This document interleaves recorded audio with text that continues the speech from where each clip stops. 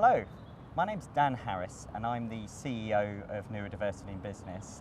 We are launching today in Parliament as a charity on the 22nd of March 2022.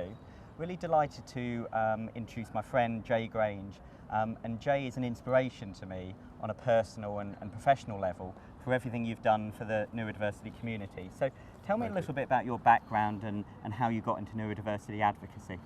So basically I was diagnosed with ADHD about 3 years ago now, after many challenging years, getting excluded from school many times, being misunderstood by friends, family, teachers.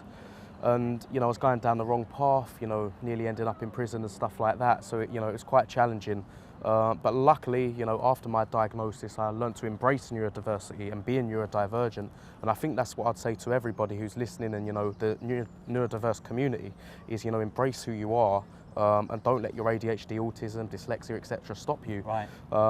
And now, I've gone on to speak for the United Nations, be at great events like this for Neurodiversity in Business, and ambassador for the ADHD Foundation. So I've learned to turn it into a negative as such, when it never should be anyway, into a positive and do some great things. And I know a lot of younger people have been really inspired by what they've been hearing and seeing from you. And I think a key message that I'm also thinking from the kind of the corporate perspective is actually businesses shouldn't just propose what they think they need to do about neurodivergent talent, but they really need to be listening to people with the lived experiences. Yeah, I totally agree. And I think, I think in general life, I think you can relate to people that's been through the same sort of stuff, things as you. And yeah, definitely the youth voice now is really sort of, I think I can see a change, Dan. I'm not sure about you, but there's definitely a change, but it needs to go, a long way, further, and there needs to be a lot more corporates and businesses getting young people in, talking, and getting that lived experience.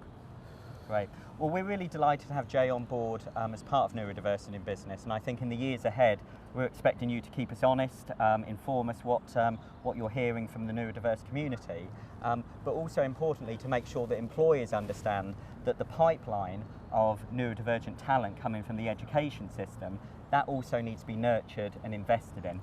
Yeah, 100%. I totally agree with you, Dan. Great. Okay. Well, thank you very much, and we're looking forward to the launch of Neurodiversity in Business.